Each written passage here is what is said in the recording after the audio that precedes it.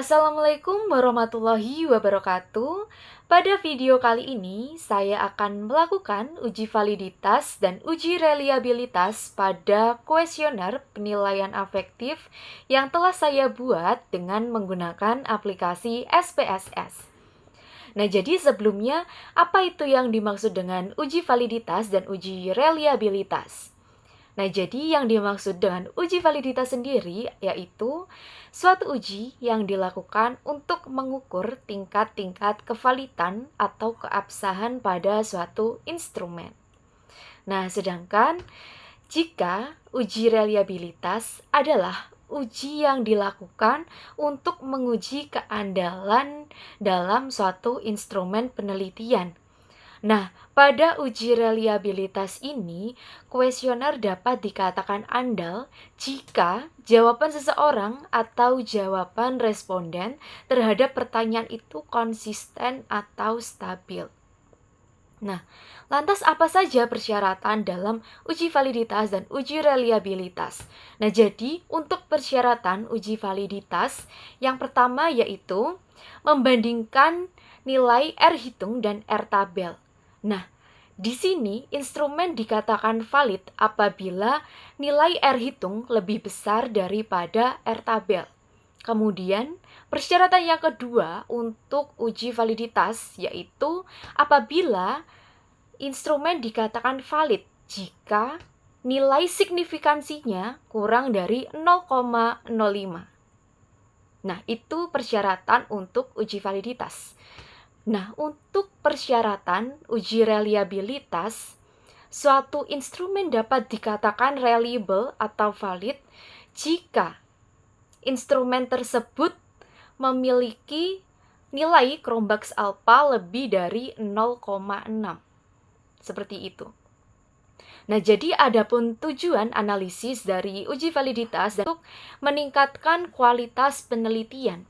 Karena dengan instrumen penelitian yang valid dan reliable, maka kesimpulan penelitian menjadi lebih kredibel dan lebih dapat dipertanggungjawabkan. Nah, lantas bagaimana cara kita melakukan uji validitas dan uji reliabilitas dengan menggunakan SPSS? Oke, ikuti langkah-langkahnya. Check it out. Nah, jadi sebelum kita memasukkan data atau sebelum kita melakukan uji validitas dan uji reliabilitas di SPSS, nah di sini ada 3 hal yang harus dipersiapkan dalam melakukan kedua uji tersebut. Nah, jadi yang pertama yang harus dipersiapkan pastinya ada aplikasi SPSS-nya sendiri seperti ini. Yang pertama kita harus mempersiapkan aplikasi SPSS. Nah, kemudian yang kedua yang harus kita persiapkan adalah data kuesioner. Nah, jadi di sini saya menggunakan data kuesioner yang sudah saya olah dalam bentuk Excel seperti ini.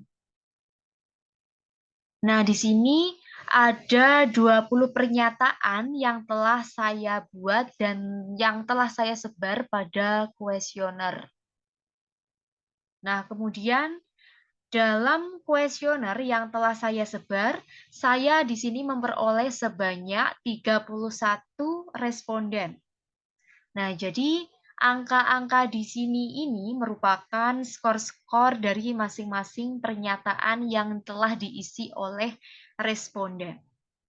Nah, oke, jadi selanjutnya yang kita persiapkan yang ketiga adalah nilai R product moment atau yang biasa kita sebut dengan R tabel. Seperti ini tampilannya. Nah, jadi kenapa kita harus mempersiapkan nilai R product moment atau R tabel ini? Karena ini yang nantinya akan kita gunakan sebagai pembanding dalam memenuhi prasyaratan dalam uji validitas. Oke, setelah itu kita akan langsung melakukan uji dengan memasukkan data-datanya ke aplikasi SPSS. Oke, jadi kita blok semua skor-skor dari masing-masing pernyataan yang telah diisi responden ini, kita blok sampai dengan total dan kita seret ke bawah, kita copy. Nah, selanjutnya kita paste dengan klik Ctrl plus V di aplikasi SPSS-nya.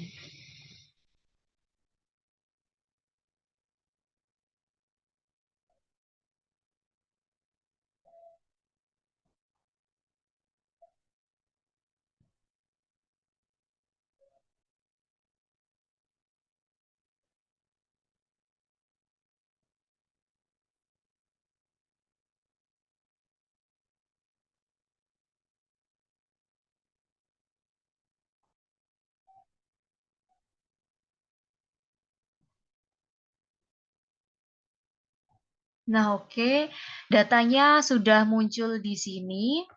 Nah, di sini dalam judul di kolomnya ini masih panjang, kita lihat. Nah, sehingga nantinya kita akan kebingungan jika kita tidak mengubah yang namanya var 1, var ini, dan sampai dengan var 20. Nah, jadi gimana cara merubahnya? Kita klik variable view. Nah, terus kita klik yang name, kita klik name.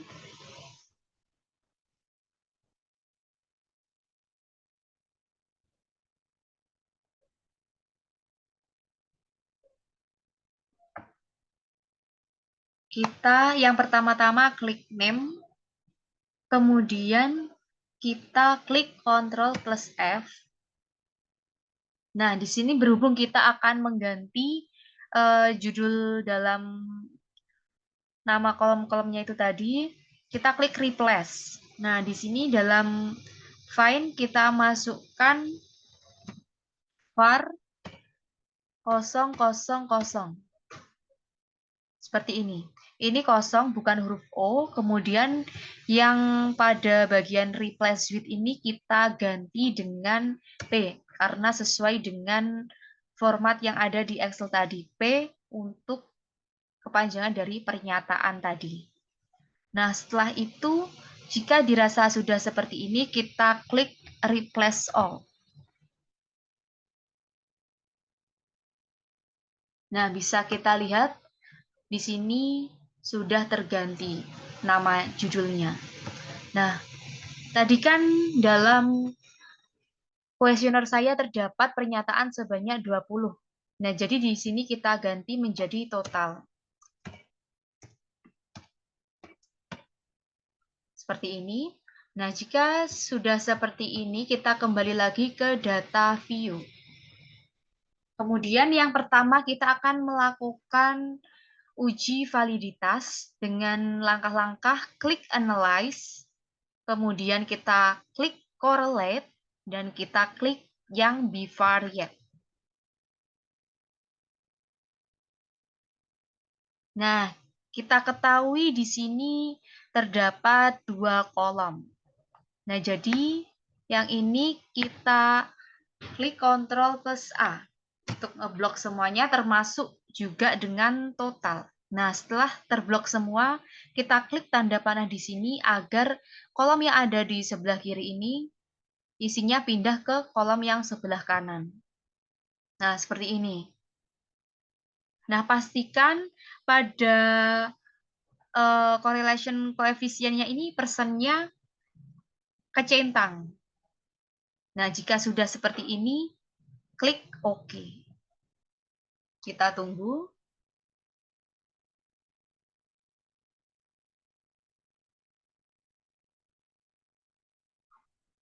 Nah, ini muncul output dari uji validitas yang kita lakukan.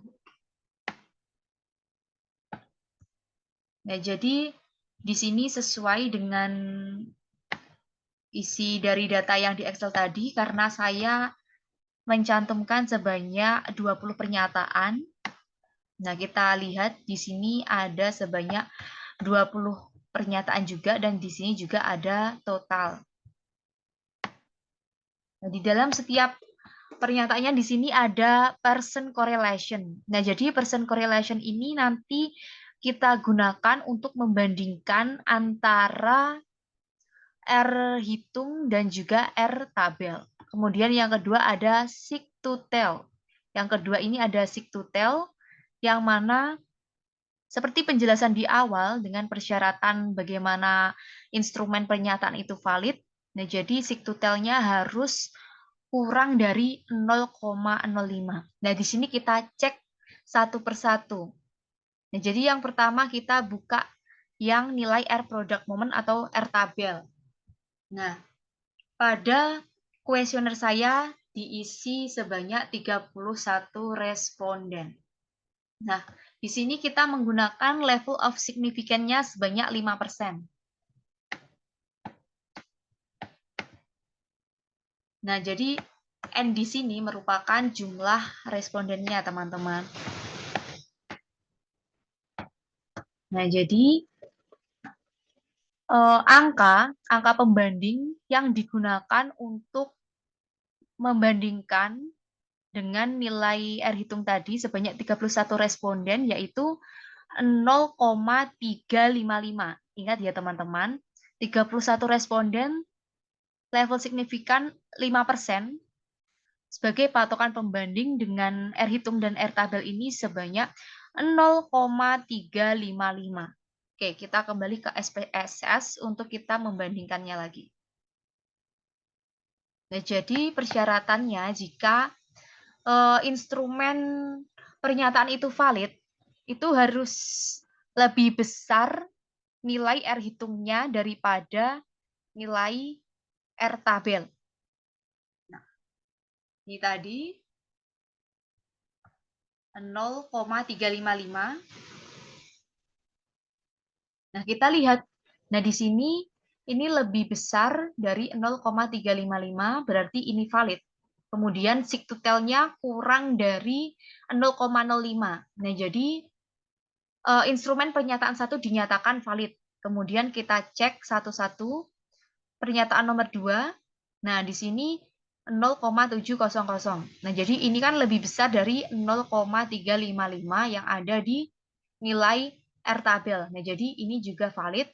Dan seek to tell-nya ini lagi-lagi kurang dari 0,05%, berarti ini valid. Nah, kita lihat satu persatu sampai dengan pernyataan ke-20. Ini valid, pernyataan 4 valid, pernyataan 5 valid, 6 valid, 7 valid, 8 valid, 9, 10 valid, 11, 12, 13, 14, 15 valid, 16, 17, 18, 19, 20 valid. Oke, jadi ke-20 pernyataan yang saya cantumkan dalam instrumen kuesioner itu sudah valid. Nah, setelah valid, kita langsung bisa melakukan uji reliabilitas. Nah, bagaimana cara melakukan uji reliabilitas ini?